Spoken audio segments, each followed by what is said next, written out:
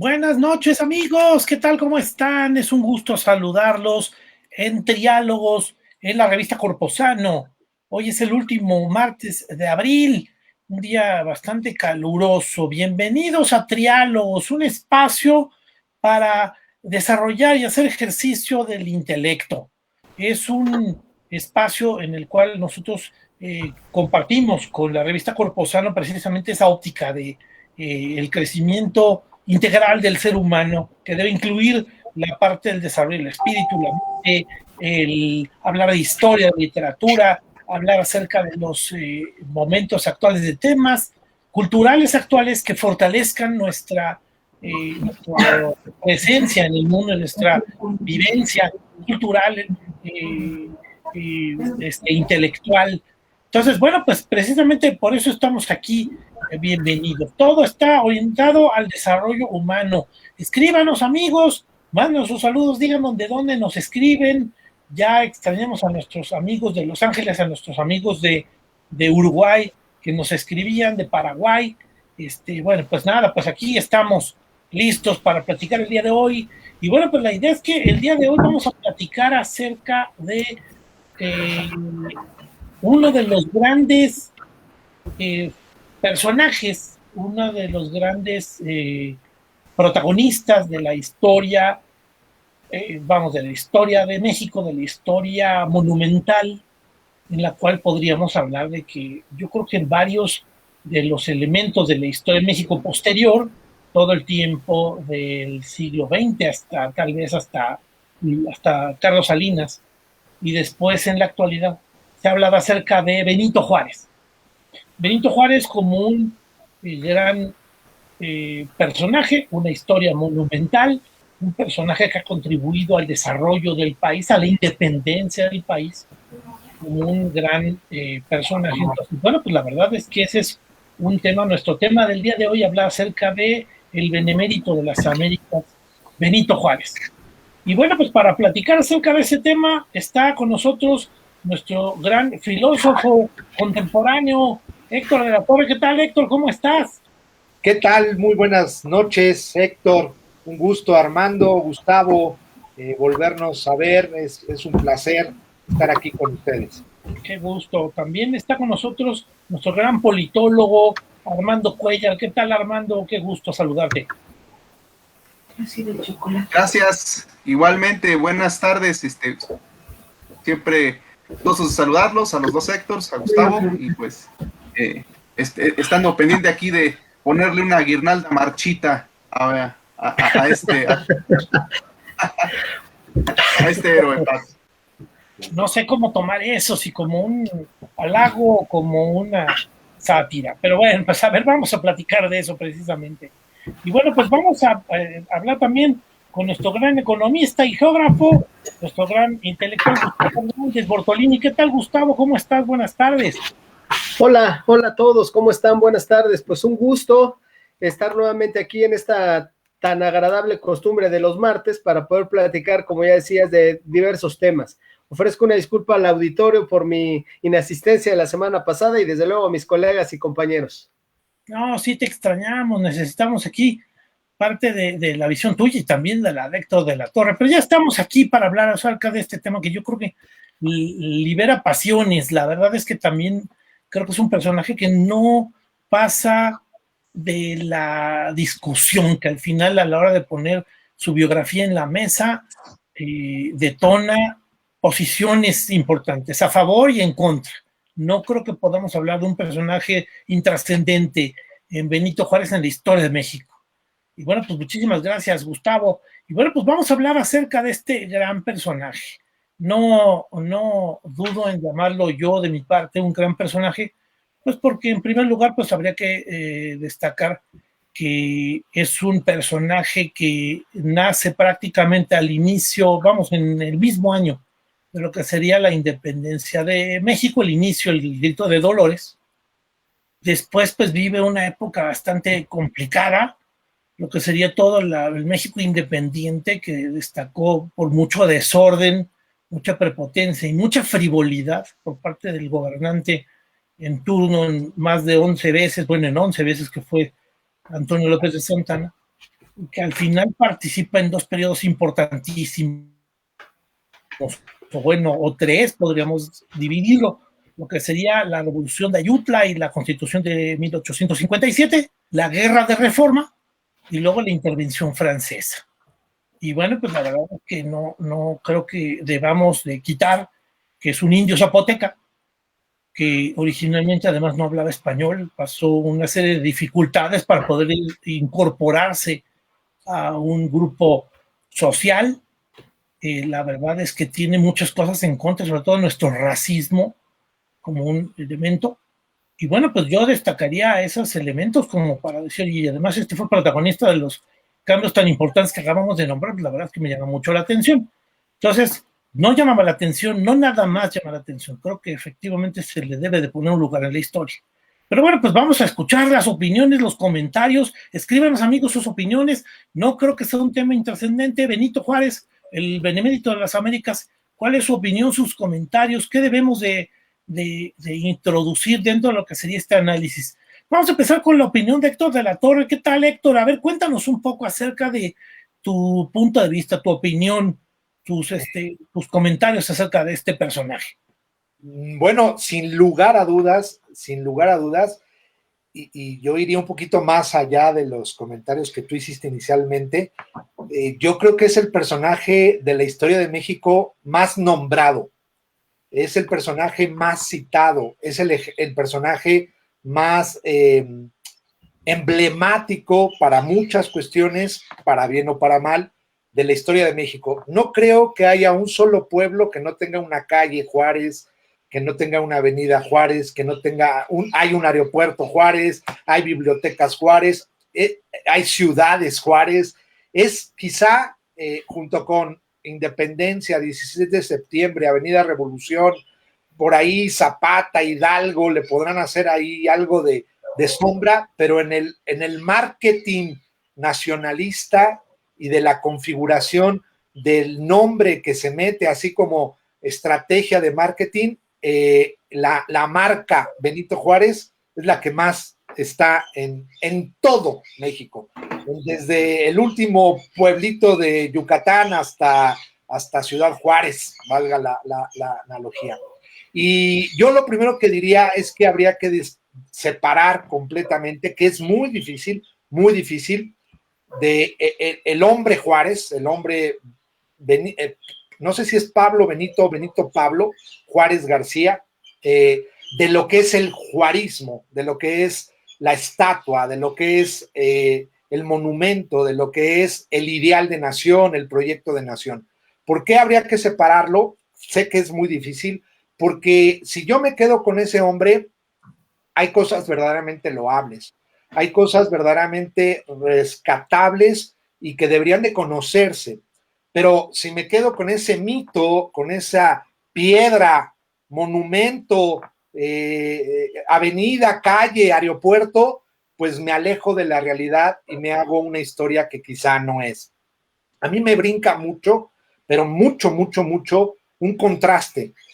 Todos creo que hemos pasado por la avenida Juárez, en la Alameda, y todos hemos estado enfrente o cerca o caminado o por ahí del hemiciclo a Juárez, donde precisamente es un hemiciclo ahí marmóleo más o menos en el mero centro de la avenida Juárez, en la Alameda Central, yendo hacia Bellas Artes, y está Juárez en el centro con unos ángeles, o sea, unos ángeles que quién sabe de dónde vienen, coronándolo, así como decía Armando antes de entrar al programa, con unas coronas de laurel, ¿sí? Casi entre emperador romano, entre santo, casi divino. Hay que decir que es una copia de un monumento en Italia a Víctor Manuel, si no estoy equivocado, pero como sea, ahí está en Juárez.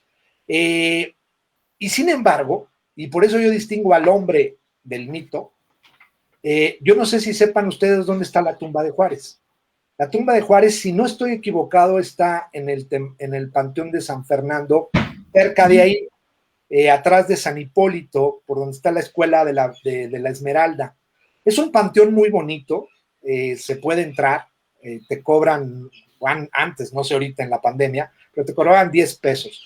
La última vez que yo fui, que llevé a mi hija, yo dije, vamos a ver la tumba de Juárez. Bueno, una tumba abandonada, una tumba sucia, que está roto su lápida, que está sucio, incluso otras tumbas están más cuidadas. Y a mí eso me hizo pensar que, curiosamente, los sistemas de gobierno que han ensaltado a Juárez, han ensaltado el Juárez de la Avenida Juárez, el Juárez del mito, el Juárez del hacer un monumento, pero no el Juárez de a de veras, el de carne y hueso, el que está enterrado ahí, el que realmente vivió, que habría que hacer una verdadera visión objetiva y una visión realmente histórica de lo que es ese Juárez y no del mito con el que pues, nos mareaban cuando éramos niños y el 21 de marzo, sí era el 21 de marzo, ¿cuándo era el día de Benito Juárez? No había clases y o sea, tenías que hacer unas oraciones y unos poemas y los niños se desmayaban en las ceremonias a Juárez y Juárez y Juárez y Juárez, con títulos como Benemérito de las Américas, que es un título, no sé si es para el Club América o qué quieren decir con eso, o en las Américas del Río Bravo para arriba, ¿qué quiere decir eso? Entonces, a mí sí me brinca mucho la figura de Juárez, pero creo que, y lo digo así, sin lugar a dudas, es el personaje histórico más importante, más determinante de la historia de México. De acuerdo, por supuesto. Digo, tenemos varios comentarios. Yo te diría, efectivamente, creo que nombras que la historia es el personaje más citado, es emblemático. Diferenciarías el monumento del hombre.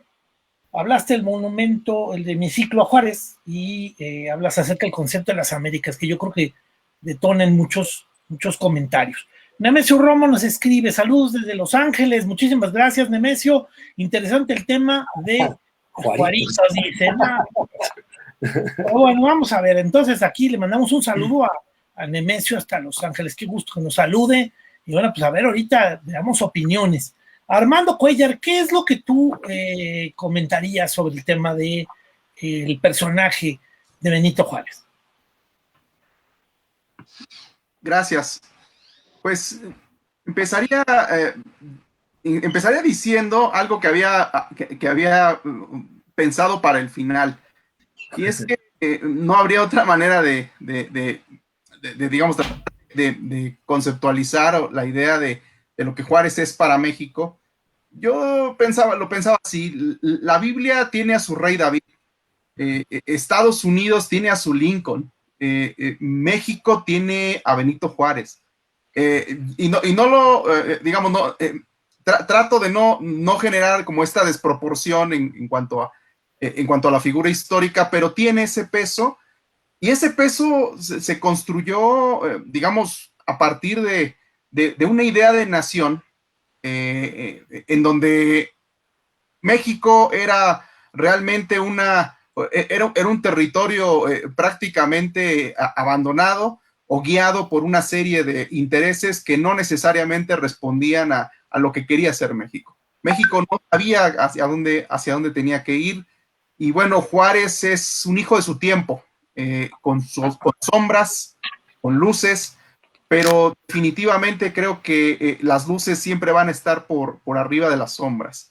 Es cierto lo que menciona Héctor, es decir, la historia que nos han, en este caso, transmitido, pues es una historia, lo sabemos, de todo, es una historia oficial.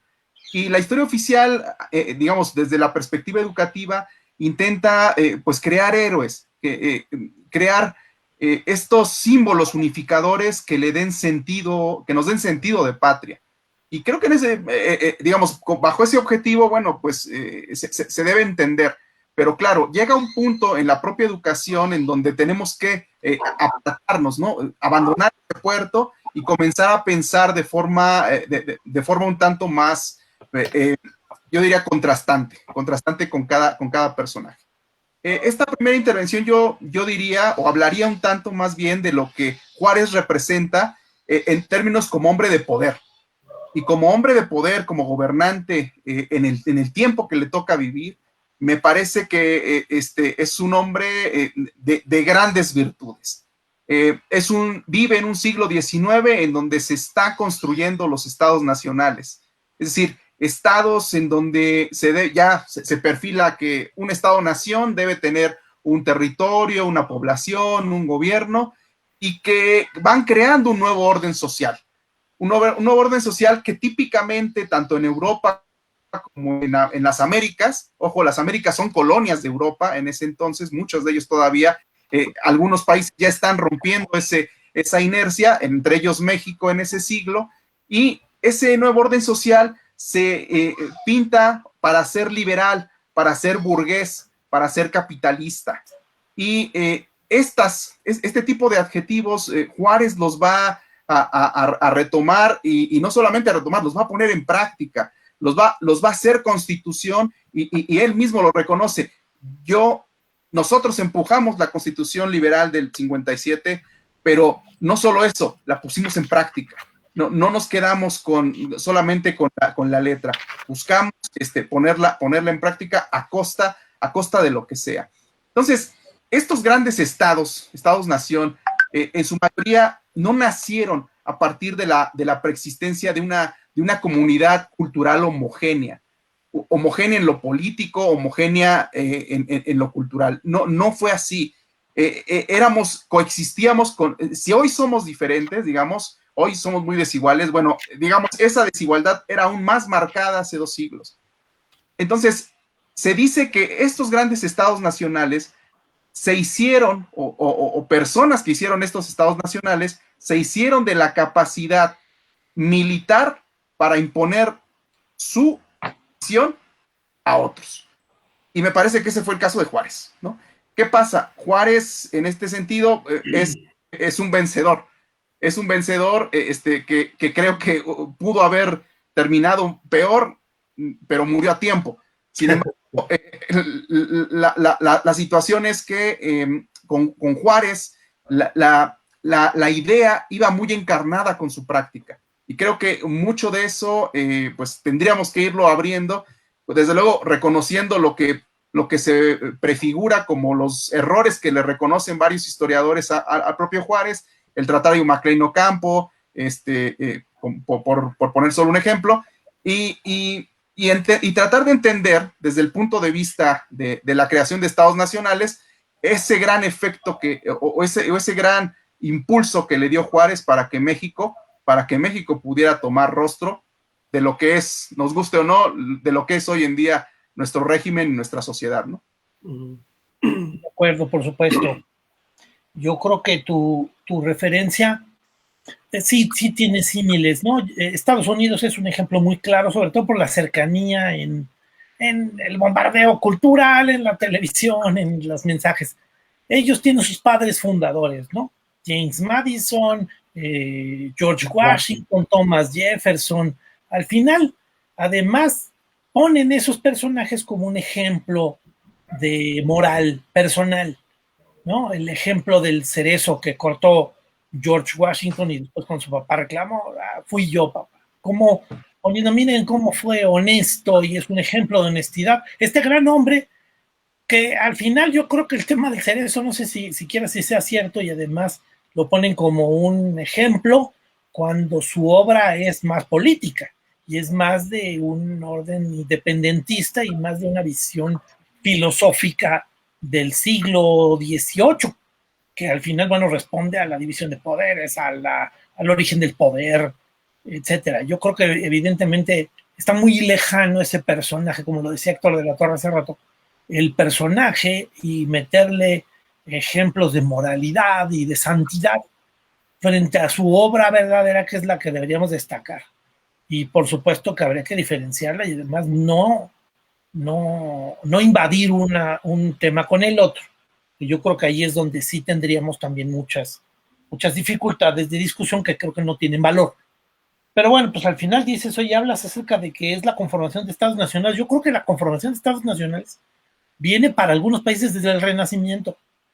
Y es la conformación de estados nacionales, ya los países están tardándose. América Latina se tarda y es tardía ya su entrada, y es muy tardía la parte de Italia, Alemania, al concierto de las naciones. y por supuesto que es efectivamente también esa búsqueda de ese lugar. Por eso los enfrentamientos internacionales y haber vencido a los franceses en el 67, pues termina siendo un logro, termina siendo algo perfecto, ¿no? Para poder consolidar al país y consolidar su independencia. Yo creo que eso es uno de los grandes contribuyentes del momento de Juárez, porque además él es el líder de todo ese grupo. Sin él, yo creo que efectivamente la cohesión del grupo que está buscando la independencia no se lograría. Y ese lugar en el mundo para no dejar de ser una colonia, ¿no? Entonces, bueno, pues yo creo que sí tienes, vamos, yo rescataría y le quise aportar estas ideas a ese punto. Gustavo Hernández, ¿qué es lo que tú comentarías acerca de Benito Juárez? Gracias. Mira, pues, digamos, mi participación, en principio, tengo como una estructura, sin embargo, no quiero dejar de hacer eco de lo que decía Héctor de la Torre, en virtud que alguna vez leí que el INEGI hizo público alguna vez que efectivamente la calle que se repite más en todo el país, efectivamente se llama Benito Juárez, ¿no? O sea, ese es un dato oficial, o sea, no es nada más así un tema solo de anécdota, que es una anécdota que me parece que nos señala mucho esta construcción histórica, ¿no? Conceptual que los gobiernos en México nos han planteado acerca de lo que es actualmente y desde luego de la trascendencia que ha tenido Benito Juárez, pues al menos en los últimos 200 años, ¿no? Que me parece que es fundamental pensarlo.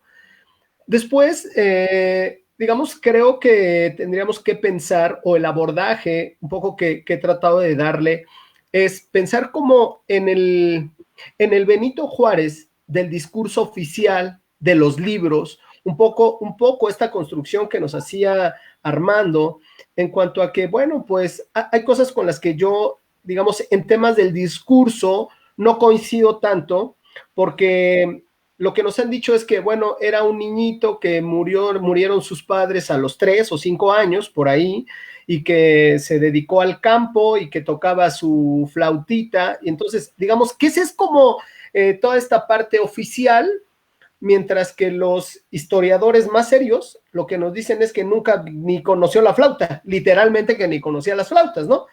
Y que se va a los 12 años a Oaxaca, no porque sabía que allá estuviera su futuro, no sé qué, sino porque en realidad estaba solo en la vida, no tenía ni qué comer y buscaba qué comer. O sea, me parece que es como ir haciendo ese discurso paralelo, porque nuestros gobiernos lo que han hecho en los libros de historia, es decir, nos vean como si hay el garbanzo de a libra, o sea, este discurso a mí me parece bastante demagógico, de que vean cómo el indígena toma un curso de jurisprudencia, después se hace abogado, se hace gobernador del estado, primero se hace diputado federal, luego se hace gobernador, luego se hace de la Suprema Corte de Justicia de la Nación, ¿no? Era ¿cómo se llama? El ministro de la Suprema Corte de la Nación, y después llega a ser presidente de México, ¿no? Incluso es reelecto, si no mal recuerdo, un par de veces por ahí, ¿no? Ustedes sabrán mejor que yo ese dato, ¿no?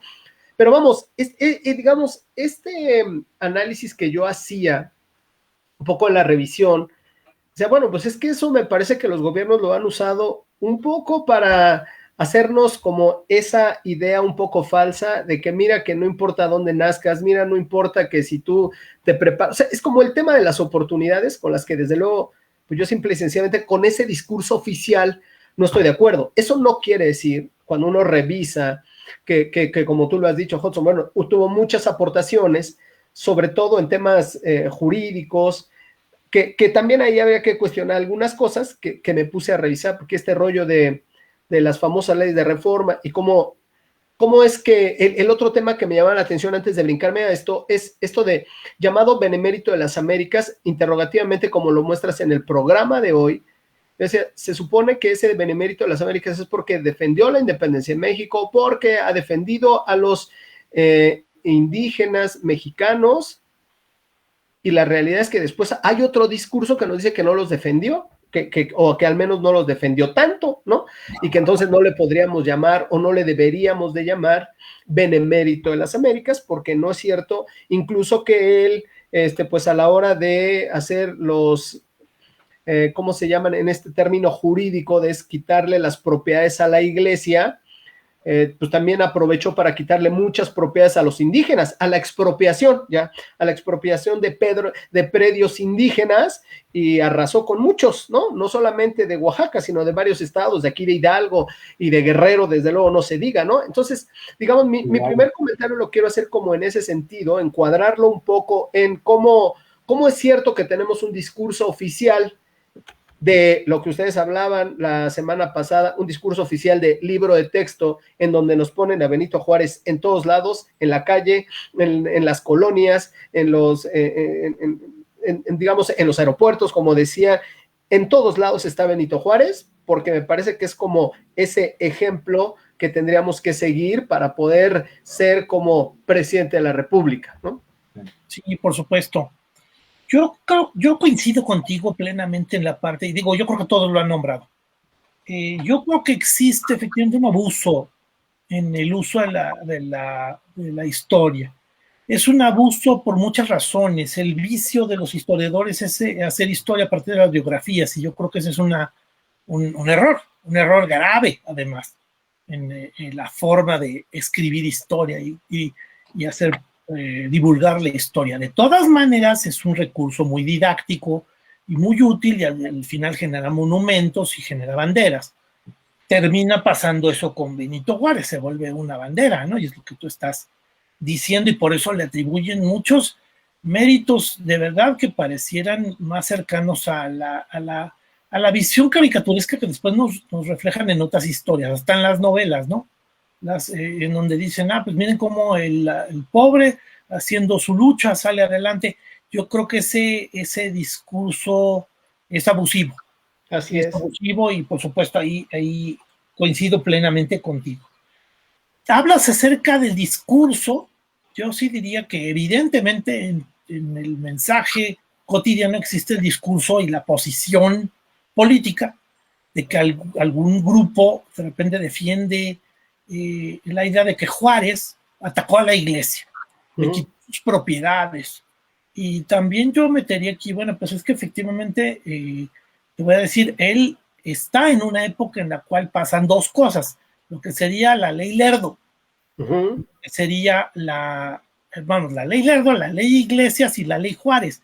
La primera habla acerca de quitarle las propiedades o utilizar las propiedades que son improductivas.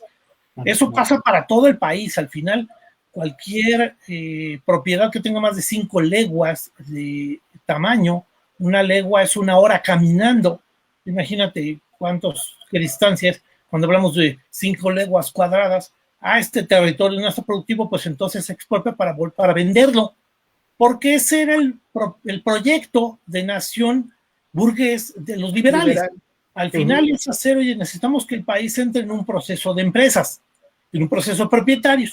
Y efectivamente, si tenemos grandes terrenos, debemos meterlos a la actividad económica.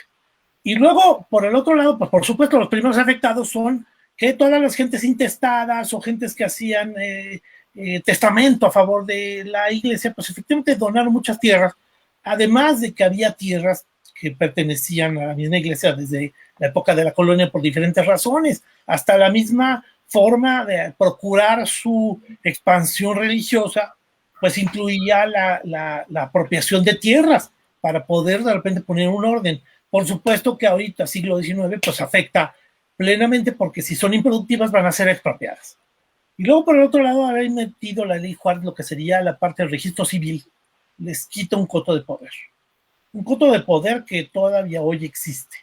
Entonces, al final también es un coto de poder en el cual de repente, es que si una persona nace o muere es porque existe en el registro de la capilla. Y eso el párroco no quiere liberarlo, no quiere quitarlo, no quiere decir, oye, pues es que no va a haber alguien que me quite ese atributo, porque es una forma de poner orden. Yo creo que responde a un orden necesario en algún momento, pero por supuesto que el siguiente paso de modernización sería meter el registro civil, y efectivamente esa oposición también genera un discurso lleno de vicios, un discurso incompleto.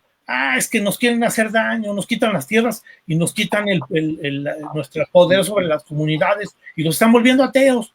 Y entonces el discurso se envicia, y por supuesto que esa sería un poco mi explicación histórica. Digo, por supuesto que es una nunca habrá un solo historiador objetivo. Todo lo que dice una opinión la dice con un sesgo, la dice con sus propios intereses imbuido en un contexto y también en un tiempo, porque además habría que entender el tiempo, que es otra cosa que también te limita mucho el juicio sobre ese evento. Pero bueno, ya me enrollé mucho, pero yo creo que aquí efectivamente destacaría tanto el problema con la iglesia como el abuso de la historia. Oye, a todo esto vamos a acelerar un poco aquí la discusión. Héctor de la Torre, ¿por qué hay grupos de mucha animadversión? ¿Por qué hay gente que no quiere a Juárez? Bueno, antes de aclarar eso, que sí hay maneras de encontrar el porqué, me gustaría hacer varias acotaciones. La primera, un poquito con lo que planteaba Gustavo, es por qué se le llama benemérito. Bueno, benemérito es un título que le adjudica el Congreso de Colombia. No sé si es en el 58, 59, Colombia celebra un congreso en conmemoración de su independencia. Y el gobierno de Colombia, obviamente por toda esta fuerza liberal que viene desde Estados Unidos, identifica una especie como de parentesco, de similitud con el proyecto de Nación de Juárez. Y los congresistas de Colombia le otorgan el título de Benemérito de las Américas. Entonces, de ahí viene el título de Benemérito de las Américas, que pues, es eso, ¿no? Un simple nombre que a nosotros nos lo han... De hecho, hay una universidad, la Benemérita Universidad de Puebla, de Benito Juárez, en Puebla, ¿no? Y para intentar contestar lo que preguntas, Hudson, antes de contestarlo, pero ayuda, cuando tú dices que no estás de acuerdo en hacer historia a partir de las biografías, en parte estoy de acuerdo en que no necesariamente es el camino, pero estoy completamente de acuerdo cuando la biografía es falsa, cuando la biografía ha sido maquillada, cuando la biografía ha sido acartonada y ha sido inventada. Tú mencionabas el corte del árbol de ¿quién es? De Washington, sí. Washington, que quién sabe si existió el árbol, ¿no? Bueno, Gustavo decía, ese indito que tocaba la flauta y que se fue caminando a Oaxaca, bueno, creo que es Guelatao el pueblo en el que nace, yo estaba en Guelatao, y una mujer vieja indígena me decía, ¿qué tiene de mérito eso si todos nos íbamos caminando a Oaxaca? O sea, era lo normal, no tiene nada extraordinario que Benito Juárez haya ido caminando, pobrecito, a Oaxaca. No, bueno, y además tienes actos era lo normal. Tienes actos heroicos como Anaya subiéndose al metro Pantitlán. Sí, o va mi espada en prenda, voy por ella, o cosas así, exactamente. Entonces, el caso está en que este acartonamiento de la vida de Juárez, pues no ayuda a que realmente se haga una visión objetiva. Y yo, para contestar lo que decía Hudson, me gustaría intentar desmitificar a Juárez del lado de los que lo defienden a ultranza y del lado de los que lo atacan a ultranza. Voy a empezar por los que lo atacan a ultranza. El ataque a Juárez básicamente viene, obviamente, de una postura, no como ahora se usa el término conservador, sino como en el siglo XIX se usaba el término conservador. ¿Por qué? Pues obviamente, pues que son dos proyectos de nación, dos ideas de país completamente diferentes. Una viendo más a Europa y otra viendo más a Estados Unidos. Esa es la única diferencia. Obviamente Juárez es totalmente viendo a Estados Unidos. El otro, lo dices muy bien, que es que Juárez le quitó el poder a la iglesia. Un católico fanático podría ser de esos que dicen que Juárez casi es la encarnación del demonio y que casi es la masonería llevada al extremo, que sí es verdad que era masón, pero pues también hay que matizar por ahí.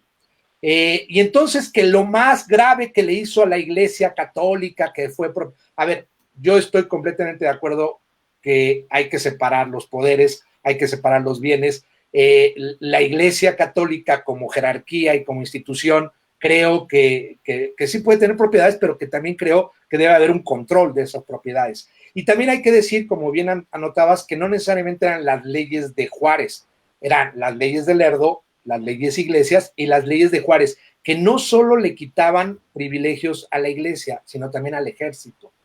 También le quitaban privilegios al ejército y sobre todo era eso. A ver, hay un montón de tierra de manos muertas que no sirve para nada y que podría ser productiva, que podría ser fértil, que podría ser para trabajo. Porque esa idea del Juárez anticatólico, casi el Atila moderno, el Lutero oaxaqueño, no es verdad, no es del todo verdad, porque cuando él es regidor de Oaxaca, él impulsa incluso el diezmo para la iglesia. Él, de alguna manera, tiene una educación católica con su propia hija. Él, de alguna manera, es educado por jesuitas en Oaxaca. Entonces, esa idea del enemigo de la iglesia, bueno, habría que decir del enemigo de la jerarquía eclesiástica, de la que tiene ciertos privilegios. Entonces, un católico fanático que diga, es que atacó a la iglesia. A ver, simplemente puso en orden un registro civil, puso en orden un matrimonio, puso en orden ciertas...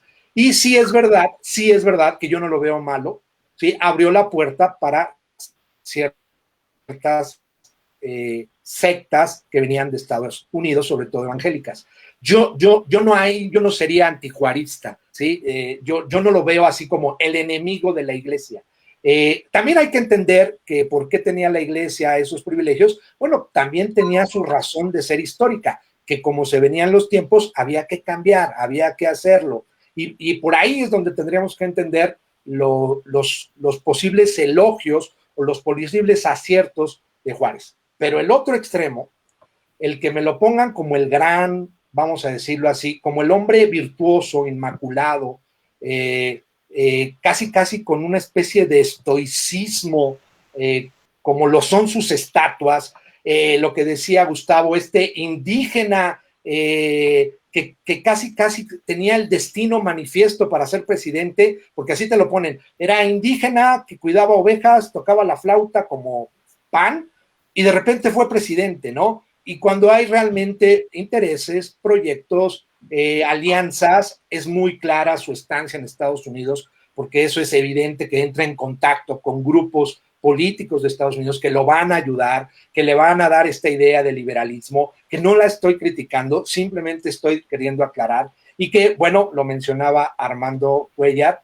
hay unas cosas que son inadmisibles, ¿no? Por ejemplo, el famoso tratado McLean-Ocampo, donde le permitía al ejército de Estados Unidos el paso libre por el istmo de Tehuantepec, concediéndoles estancias en algunas zonas de Veracruz y de Oaxaca por un pago, si no estoy equivocado, de $40 millones para obviamente financiar su guerra contra la invasión francesa.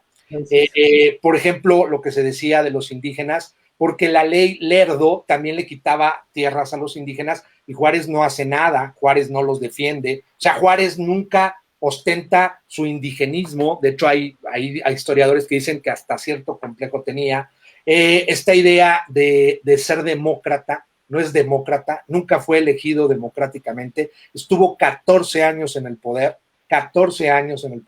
y como bien decía Armando, se murió, le dio pulmonía, creo que una pulmonía. No, angina de pecho. Y muere, pero iba para dictador, iba para lo mismo que Porfirio Díaz. O sea, quizá alguien podría decir, ¿cómo se sabe? Bueno, pues llevaba 14 años en el poder, llevaba 14 años siendo presidente.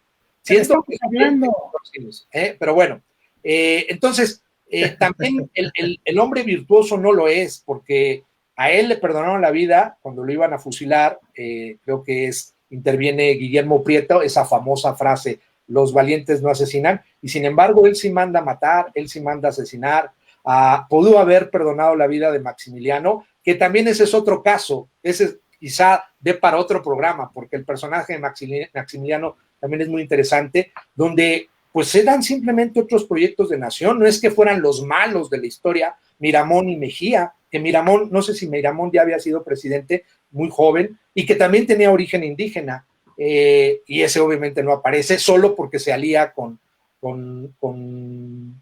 Maximiliano, y los manda a asesinar de una manera cruel, o sea, sin ningún juicio, así a rajatabla, siendo que hay una carta muy interesante de Víctor Hugo, el escritor Víctor Hugo, diciéndole a Juárez, no lo haga, no lo haga, o sea, no se manche, no manche su reputación con eso. Entonces, pues, ni tanto, ¿sí? Yo diría, ¿qué vale la pena de Juárez? ¿Qué vale la pena del juarismo?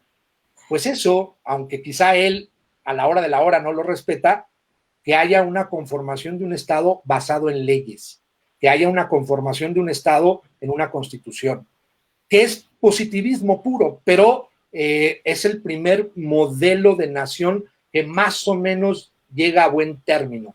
Bueno o malo, eso podría juzgarse de otra forma, pero sí creo que Juárez, incluso sí considero heroico su transhumancia de la República, ese carruaje, que incluso había un programa así, se llamaba el Carruaje, que intenta pues levantar esa nación bajo leyes. Yo creo que eso es lo que habría que establecer en un intento de ser objetivos con Juárez. Ni tanto que era el enemigo de la Iglesia Católica, ni tanto que era el hombre virtuoso, perfecto, casi celestial, que nos lo quieren poner. Era un político, tenía un proyecto de nación, muchas cosas circunstanciales le ayudaron, muchas ayudas estadounidenses le vinieron, logró, sí creo que de buena manera expulsar ciertas fuerzas extranjeras, claro que otras les abrió la puerta, y un proyecto de nación que más o menos dio viabilidad,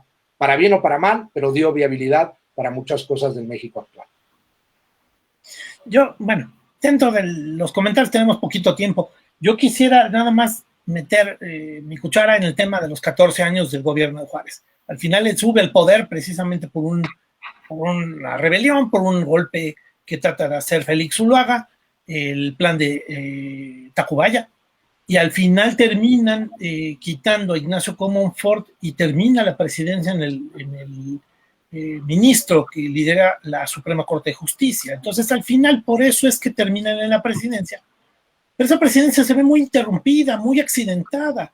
Primero por esa guerra de los 3 años y después por la invasión francesa. Y efectivamente hay unas elecciones hasta el final en donde se reelige.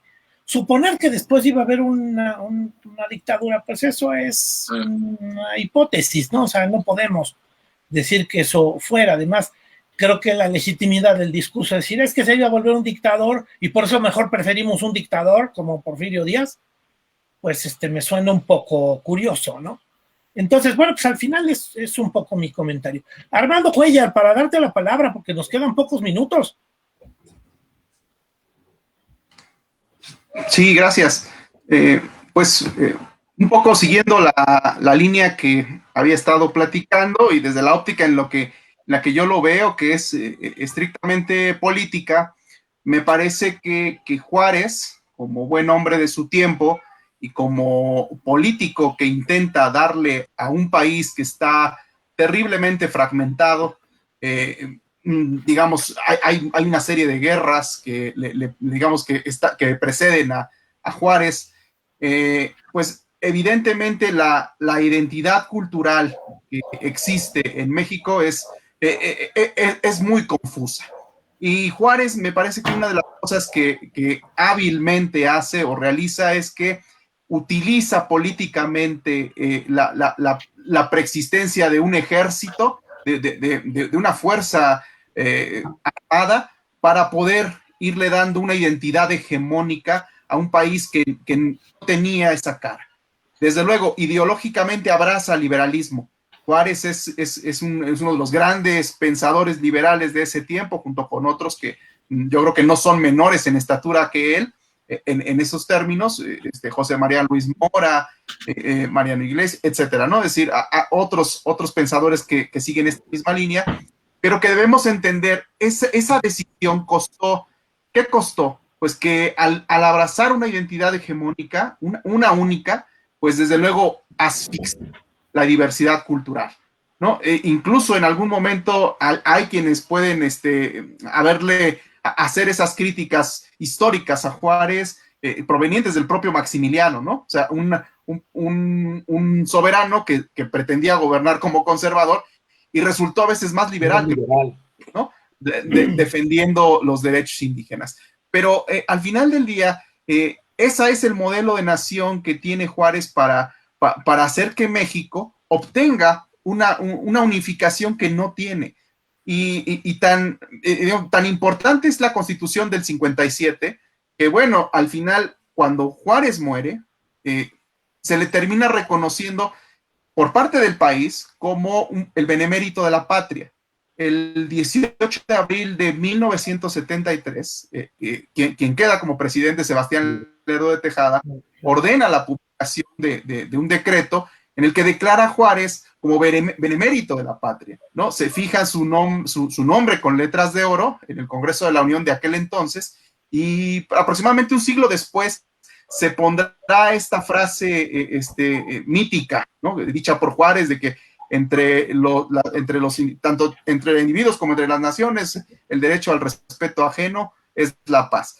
Desde luego, exteriormente, unos años antes, como lo mencionó Héctor de la Torre, Colombia lo nombró benemérito de las Américas, pero también lo hizo la República Dominicana.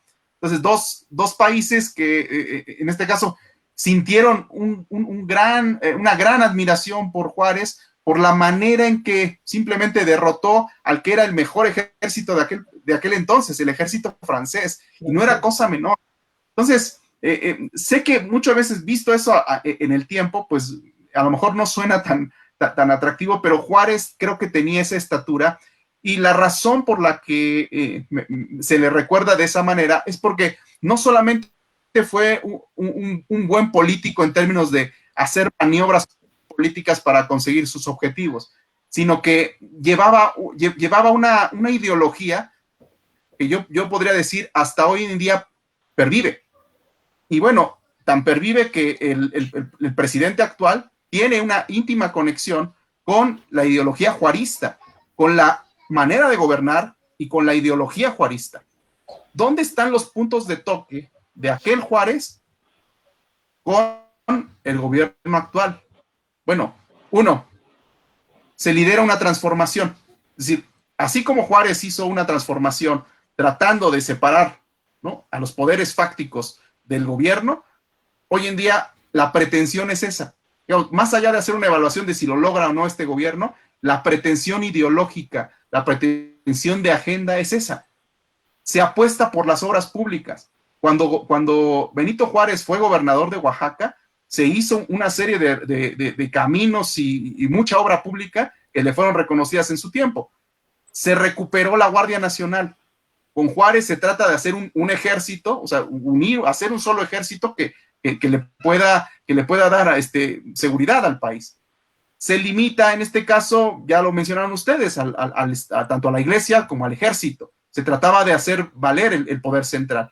Y, por último, pues, la austeridad, la famosa austeridad republicana que hoy tanto escuchamos, pues proviene de allá, ¿no? Es decir, un gobierno que haga austeridad, que utilice bien el presupuesto público, que le ponga límite a la deuda, es un principio que viene de esos años. Entonces, sí tiene una repercusión, hay un eco político que al hablar de Juárez no podemos nada más decir, no me gusta cómo hizo esto, cómo hizo aquello. Hay una repercusión, hay una raíz muy, muy fuerte, actual, que desde luego siempre pone en entredicho, pues tanto a los que son sus detractores como a los que son sus admiradores, ¿no? Sí, por supuesto.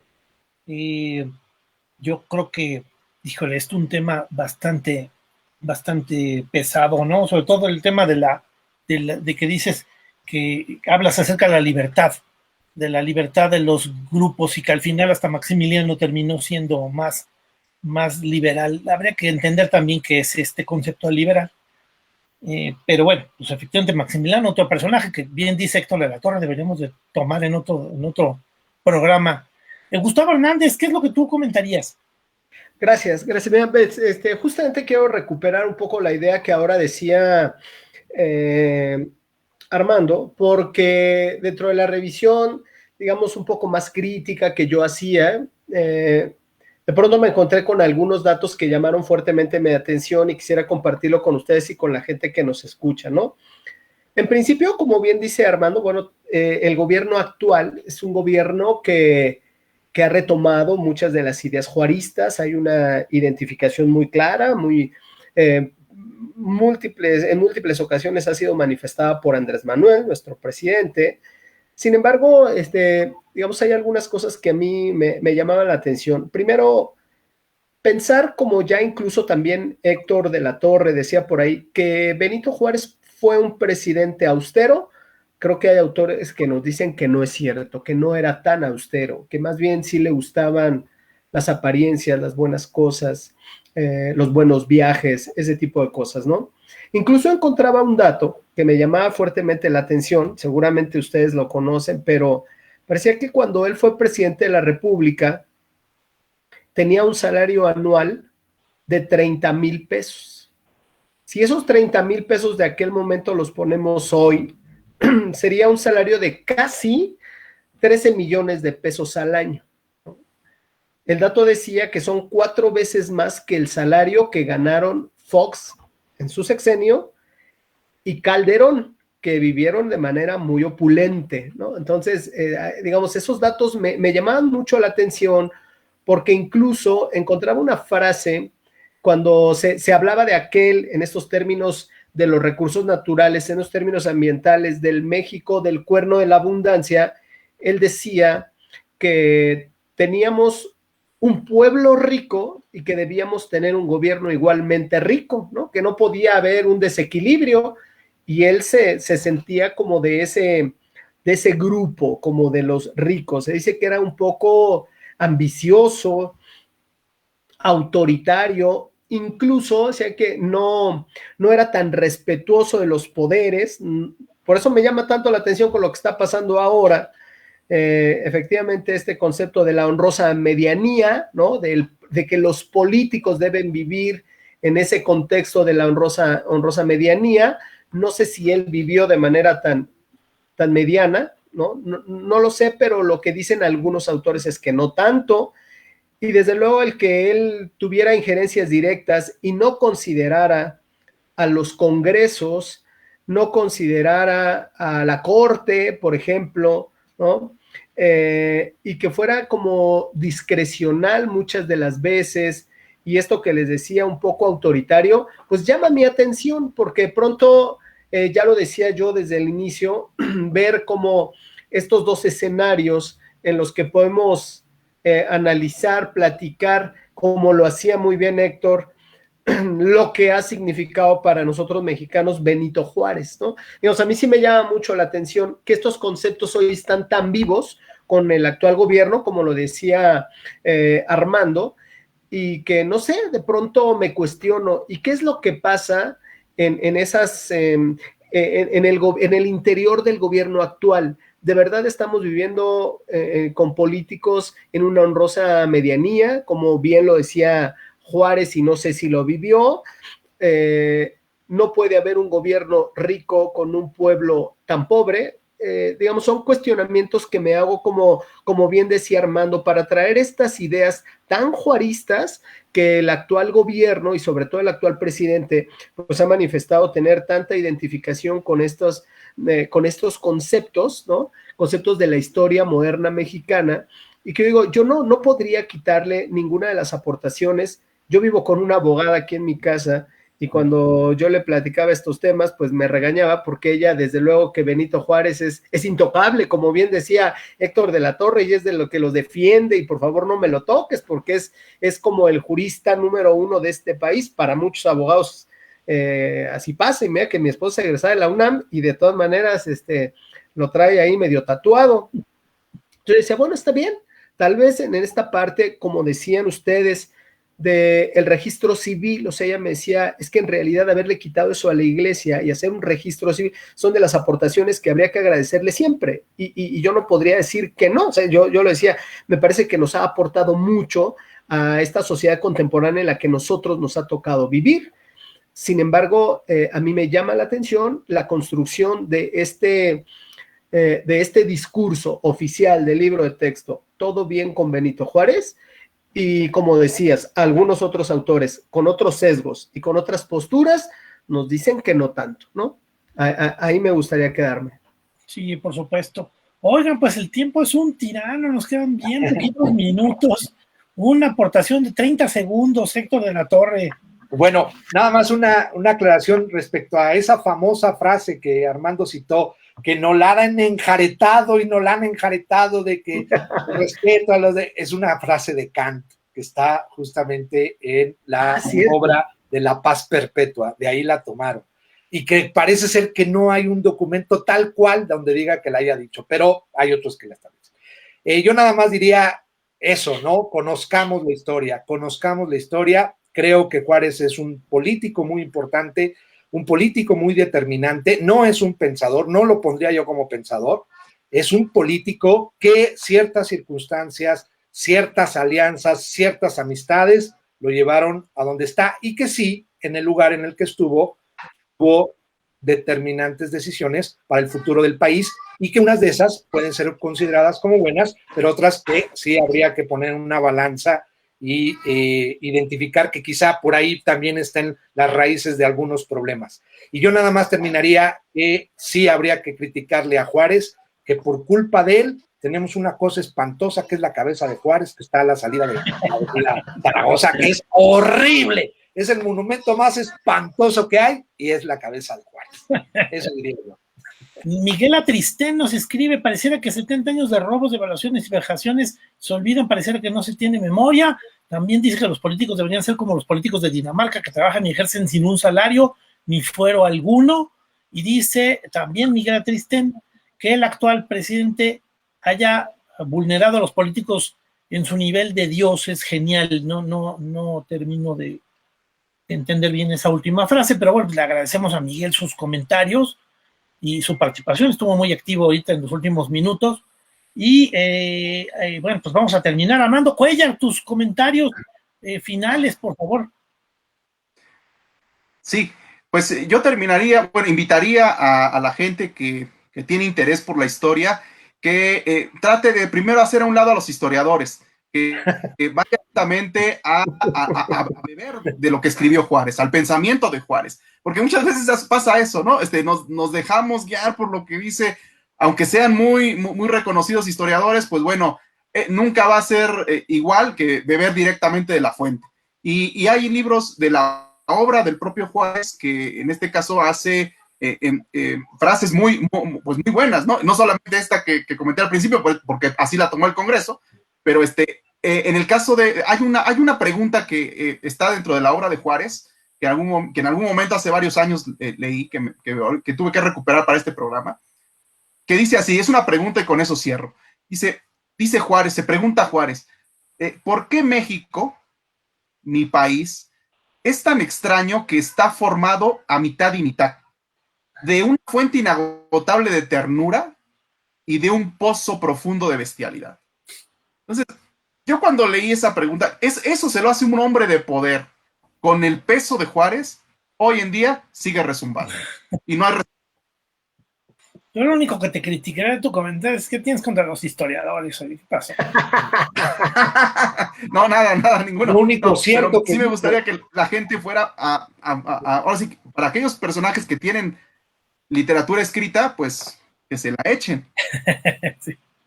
Claro, Miguel Atristén, gracias por leerme y dejar participar, gracias a todos. Excelente programa, muchísimas gracias, Miguel, por tu comentario. Gustavo Hernández, último comentario, por favor. Sí, muy rápido, efectivamente me sumo a esto que yo no tengo nada en contra de los historiadores tampoco, pero sí, dentro de lo que revisaba, hay un libro que nos recomiendan mucho los historiadores, leer el libro que no recuerdo el nombre con precisión, pero algo se llama de lo que escribe Benito Juárez a sus propios hijos, ¿no? Y entonces la invitación es que leamos este libro y vamos a encontrar un poco de como el verdadero Benito Juárez, muchas de las historias verdaderas, ¿no? De Benito Juárez, que me parece que es como sí, una buena recomendación a la que me sumo, desde luego.